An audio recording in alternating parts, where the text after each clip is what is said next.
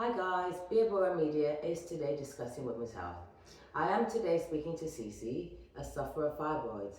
Hi Cee Cee. Hi. So Cee Cee, can you tell us about the moment when you discovered you had fibroids? Yeah, so the moment I discovered I had fibroids was when I was on my period, and during that time, I couldn't do my daily activities.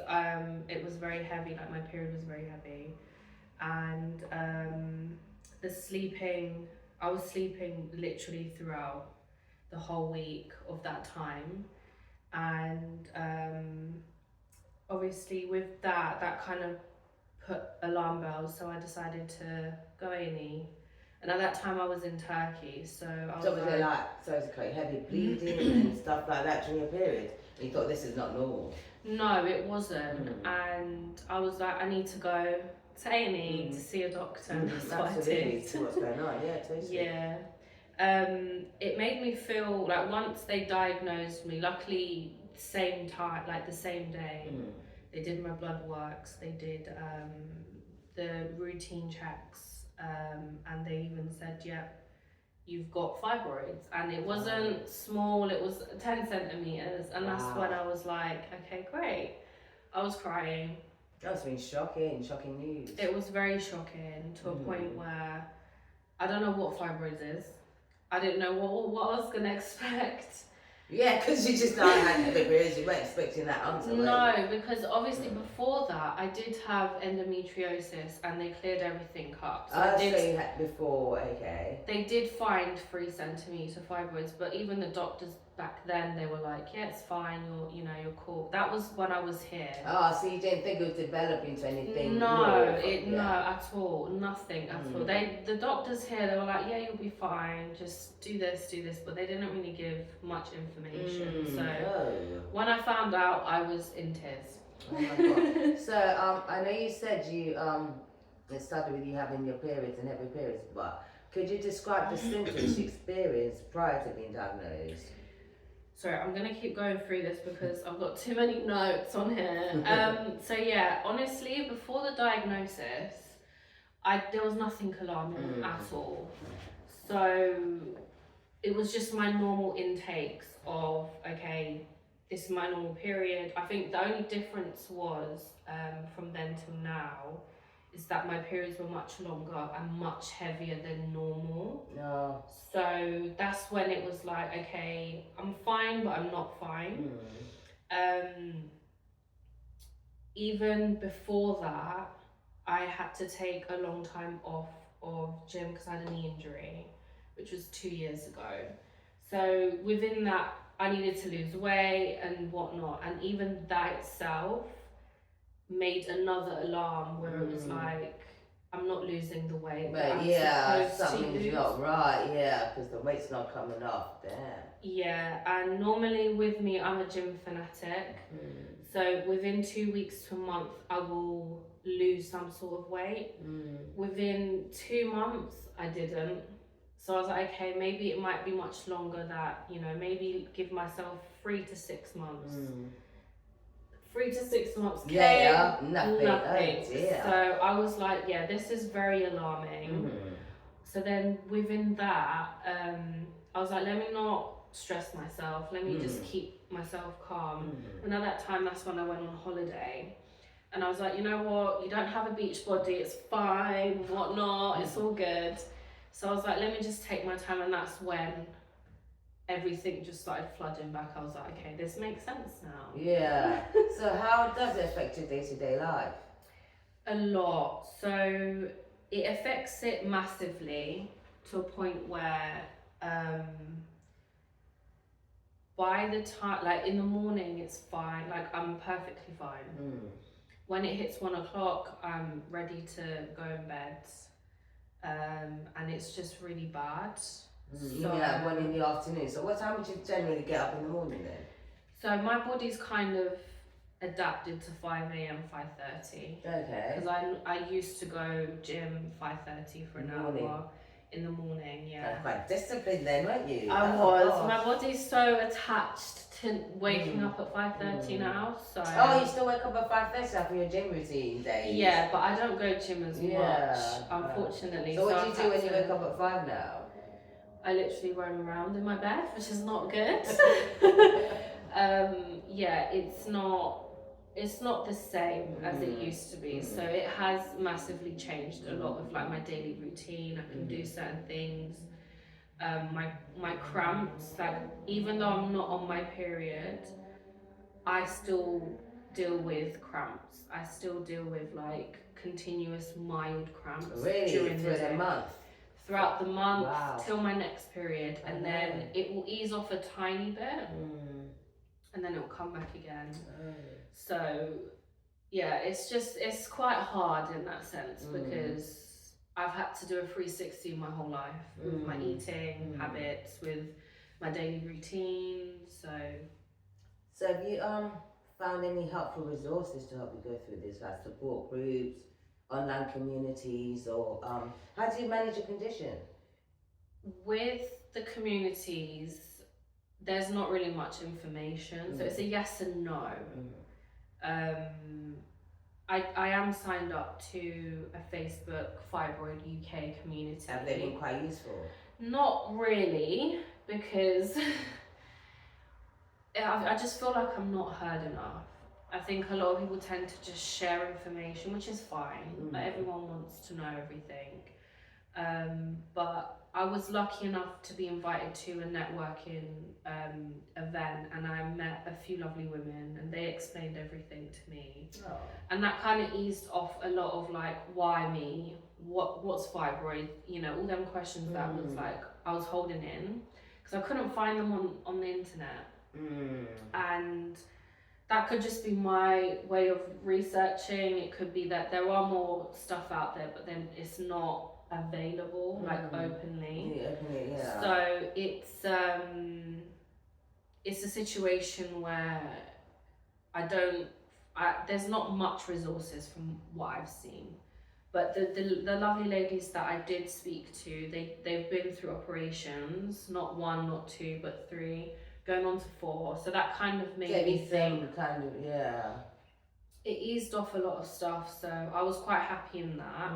But within that, I'm planning on opening up my own fibroid girly community. Oh, that's fabulous! No, that's really good. So you're using your experience to talk about what you've been through, and it's a positive way to 100%. Deal with what you're going through as well, isn't it? Yeah. So I'm hoping to have a girly community, just having a lot of professionals come in for the day, having like a network event where it's going to be free for all women to come, just come and just have like a girly day, no judgment, nothing. And I'm hoping that could, you know, go on to having spa days where us women do need a day to ourselves. Fantastic! I like this. That's brilliant. So is it just for fibroid sufferers? Or is it just for women's health in general? No, I think it's for everyone. I just don't want to like put it down to just fibroids. I feel like women health overall, yes. I'm opening up to that. Within that, I just hope that the women that do come, that they can share their stories and motivate other people. Yeah, that's the main thing, isn't it? Yeah. Definitely. So what challenges have you faced in seeking treatment for your fibroids? So I was lucky enough, as this was diagnosed in Turkey, the blood works, you know, everything was perfectly fine. So were you on holiday in Turkey when you suddenly discovered you? Wow. This was, I think, a week before I was supposed to return to London. This is how crazy it is, because within a week I got my answers. I wasn't pushed and shoved. I wasn't, it wasn't a rushed thing. So unfortunately in London, in England as a whole, we're not heard enough. So me being heard and not rushed, and the doctor out there in the gynecologist department explained to me like the do's and don'ts. you've got this, you know, this much month or a month to like sort things out and then come back and have an operation. That's been confirmed. So you would actually say that the medical team in Turkey is much better than the British? Yeah, because... Is it because is it paid for? Or is it because it's the NHS, you find that what's crazy about that? What's crazy about that is that there is a government-funded NHS out there. Oh, really? Obviously, I was lucky enough because I'm technically a citizen, but I am. The system out there is much quicker. Oh, really? So I was able to go into like the gynecologist department and get my scan, my CT scan, my blood work's done there and then. Normally it does take longer, but luckily that, because I knew one or two doctors, they kind of pushed me forward. So I'll say that it's a 50-50 situation in that. But here, it's just to get your bloods, you gotta wait for 1 week. Out there, I literally got it within hours. Wow. And that's over an app. That's so brilliant. same day you get your blood works. Obviously, to see a doctor is, you know, I think it's a couple days after, if it's good or bad, but then they call you anyway. So the difference is that it's much quicker out there. There are private, which I can recommend, but again, you got to do your research as well. Like, I can't say that this is a great doctor.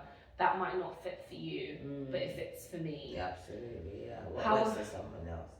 Exactly. But for someone else. So, have you had to make any lifestyle changes, or are there any home remedies that have helped you deal with your symptoms? Yes and no. Yes, in a way where I'm trying and still trying to understand what I need to eat, what I don't need to eat. Because I think the eating part kind of reflects on the fibroid a lot. Also, the products you use, that's with food and beauty products, because they do affect your hormonal balance, which I only found out not long ago. So I use an app that's called Yuka, which is YUKA. I don't know how to pronounce it, that's how I'm pronouncing it. Where you scan different, if it's fruits, beauty products, to see if they... Oh, I agree. Oh, that's brilliant. Yeah, and I've changed majority of my products, and I feel like I'm much better and healthier. What did you say the app's called again? It's Yuka, so it's YUKA. Brilliant. So you guys, women out there, if you want to know about it, your eating habits to help your fibroids, and so you can scan it, and I've scanned quite a few, and you can see the difference. So this is one product that I used to use. Now I've changed it to this. Oh, what's that? So it's they rate it out of 100. Is it the ingredients in there? The ingredients is very, very... Everyone needs to do their research. That's all I need to say. That's the downside of fibroids, where there's a lot of research that needs to go into it, and you need to see what helps your body, because something that helps my body might not even help yours. Yeah, totally. So is this app just for women with fibroids, or can all women use it? Any women can use it. Anyone can use it, to be honest. This is not just only beauty products. It's including food as well. So anything that's processed, no one should be eating, especially with fibroids. Yeah. That's the biggest thing. Anything that's tinned or metal, I can say avoid it at all costs. Anything that's fresh, halal, especially meat, please, Really? because it's changed the way my body takes in food. Obviously, the downside of it is that because it's such a big fibroid and it's 10 centimeters, I can't eat a lot. I have to have so you smaller. Get full up, like, really? I used to be, as I said, I used to be a gym fanatic. So I would have like a big plate, and I would have 3 meals and 3 snacks. So that's technically 6 meals a day. I'm literally only having 2 meals, no snacks. So that's how, you know, big it's changed in like my portions. Do you feel like you carrying a weight inside of you almost? Yes. Seriously? I searched it up. 10 centimetre fibroid is being 3 months pregnant. So I'm technically carrying a 3-month child, but I'm not. Oh no, seriously? No, I feel like I drag my feet quite a lot, and it's in a place where it's kind of the weight kind of affects my bladder as well. So I'm constantly going toilet. So you do actually feel like you're pregnant? Basically. Oh my gosh. Wow. Symptoms as well, like the nauseous, tired all the time, low iron, like vitamins you do need to take a lot. So it's just everything is like a chain. So if one affects it, everything else affects it. So what advice would you give to other women who suspect that they might have fibroids? Or have recently been diagnosed with fibroids even? There's many. So one of them is check what you're eating. You do need to change your diet, unfortunately.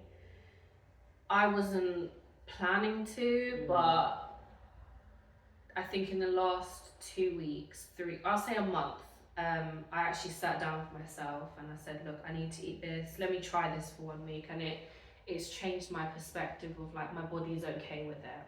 I'm not feeling grumpy. I'm not feeling like out of it. So diet is one thing that I can say. Taking your vitamin tablets, 100%. They just diagnosed me with low iron. So that's another thing that is I just can't. That's why I've been in bed, I think, for the last month. Not this month, but the previous month. So since I was diagnosed, so in September. Obviously, if you are suspecting fibroids, just keep contacting your GP. I'll say just keep harassing them, but in a good way, not in a bad way. If you have been referred, just keep chasing up, because because they might just fob you up and say, oh, it's nothing like they did to you earlier, nothing to worry about, clear up. But exactly. And if you are feeling like your periods are heavy, you know, your sex is painful, like that's another thing that I can say that has been difficult. Not that I'm not with anyone at the minute, but before, at the time when I was diagnosed and whatnot, that was one issue that I had, that I couldn't come to terms with. I was like, why isn't my body not, you know? So would you say that's made an impact on your relationship as well then? Yes and no. Obviously at that time I was lucky enough that at that time my boyfriend, was he understanding? He was very understanding. He made it better in a way, but I just wasn't feeling okay about it. It was more yourself, because obviously you're coming to terms with it as well, aren't you? Yeah, I've accepted it now. I'm grateful that I've found a doctor in Turkey that's planning on doing my operation. So I will be going out there and doing everything. Is it literally like you having to give birth? Or do they, is it going to be like a cesarean, or what do they? There's different process. That's another thing I wanted to say as well. So people that don't know fibroids, or that's just getting to know it, there's a book that I've just started reading called Sex, Lies and the Truth About Uterine Fibroids, by Carla, I think. I can't remember her last name. But if you were to type that in, 100% read it.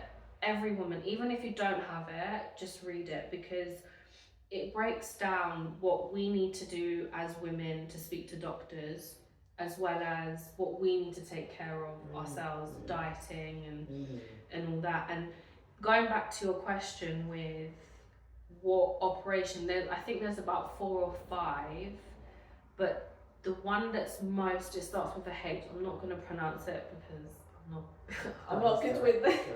I think it is. Oh, you said it perfect. Every doctor tends to send every woman to have the operation, and there's another one that starts with an M, which is the one that everyone should have. And What's up with it? I'm not going to pronounce it. I'm not good with these doctor names, but yeah, there is, they can do a C-section, but again, it depends on how big your fibroids is. If you've got just one fibroid or many fibroids. I'm lucky enough that they've confirmed to me that I only have, I think, 2, but the biggest one is 10 centimeters. The other ones are quite small.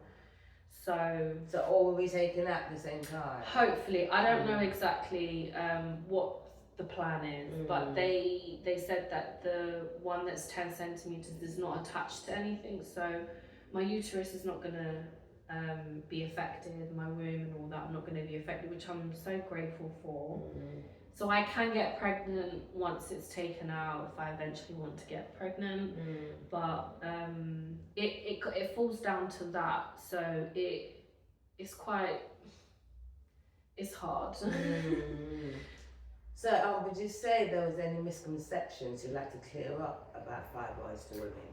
Yes. One of them is a lot of people think that fibroids is cancerous. It's not. Oh. It's non-cancerous. It's just, I'll say, a disease that just flares up out of the blue. There's no scientific... Is it like a cyst? Because a lot of people think a cyst could be cancerous, don't they? Yes, but cysts tend to be what's sitting in your ovaries. So I do have that as well. I have endometrium cyst, which I don't know the terms of it. I'm still learning. Yeah, it's on you, isn't it? Yeah. That affects the bleeding as well when you're on your cycle. So within that, yeah, cysts, it depends. It's non-cancerous as well. They have told me that as well. So within that, again, it connects with all of them, which is annoying. Like with us women, we're trying to understand a lot of stuff, and it's not easy taking in a lot of things as well. Another misconception is the symptoms. Most doctors say that every woman would have the same symptoms. That's not right. That's incorrect, because I didn't really have the symptoms until after I was diagnosed. So before, I did have constipation, but I thought it was nothing to do with fibroids, but apparently it's connected with fibroids. Yeah, really? Yeah, so, and I didn't know that until I did my own research.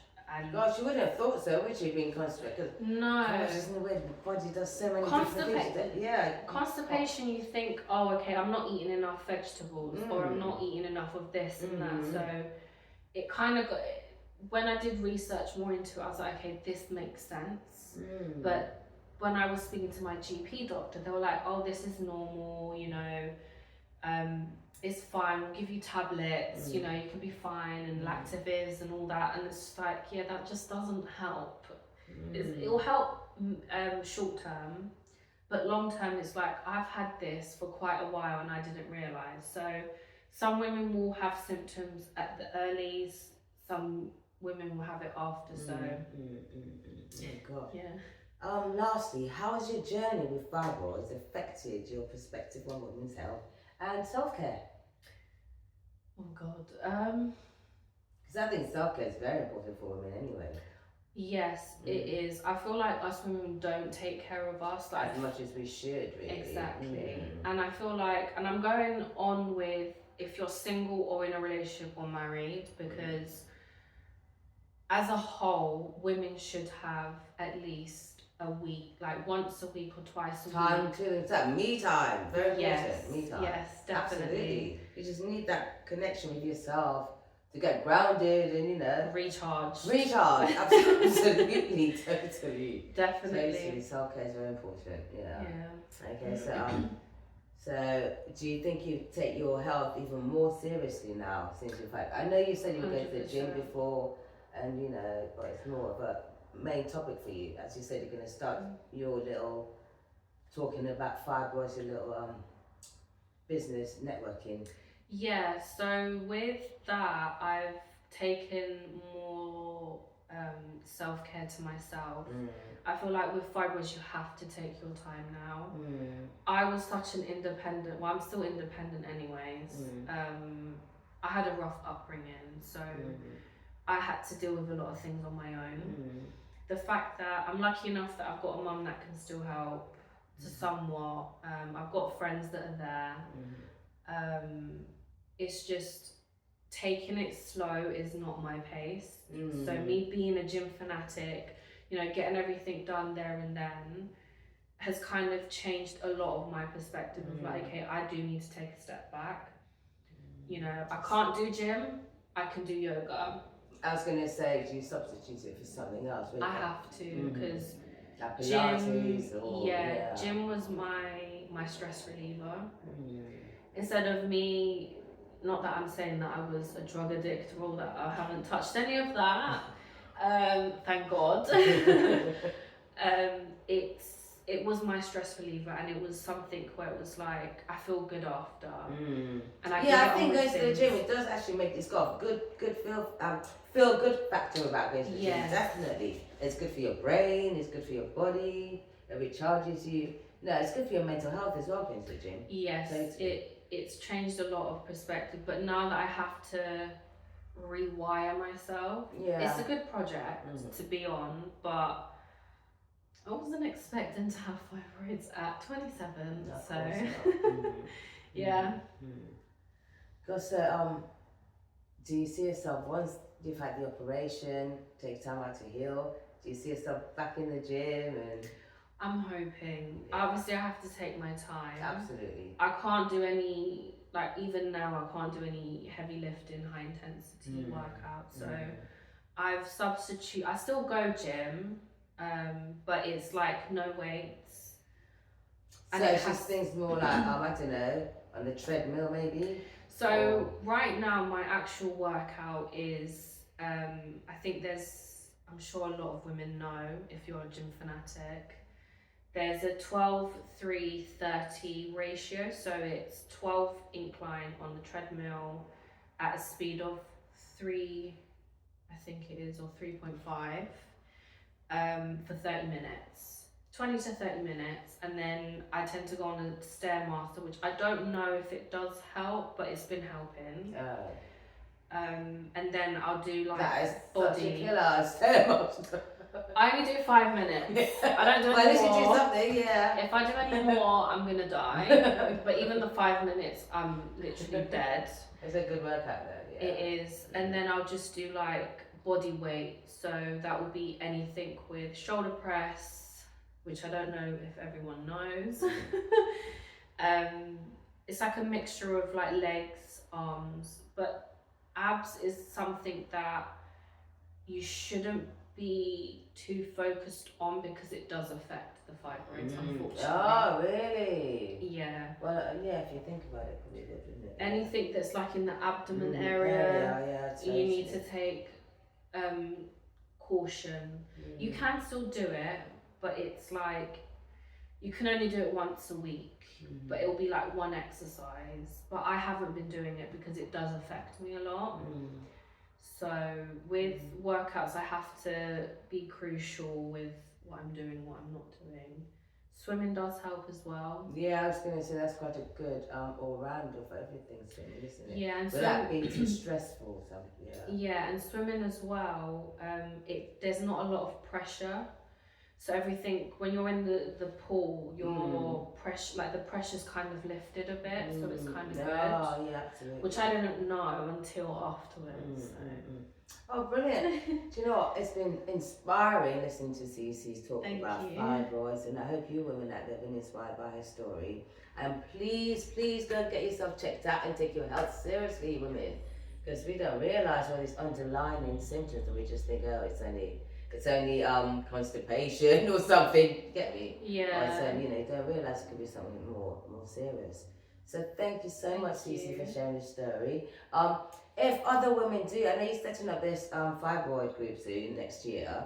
If anyone wants to talk to you, contact you regarding, I don't know, inspiration, or they're going through the same thing, want someone to talk to, is there a way anyone can reach out to you? Yes, so you can reach out to me on Instagram, which is Cee_Özkan. So it's CEE_OZKAN. And hopefully soon I'll be launching my wellness blog. So you can follow me on there. But yeah, contact me on Instagram. That's interesting. Wellness blog. Yeah. Yeah, I'll definitely read it up. Well, thank you so much, Anne. It's been you. interesting speaking to you. Thank you guys for listening. It's been a pleasure. BiaBora Media. Peace out. Bye. Have a good day.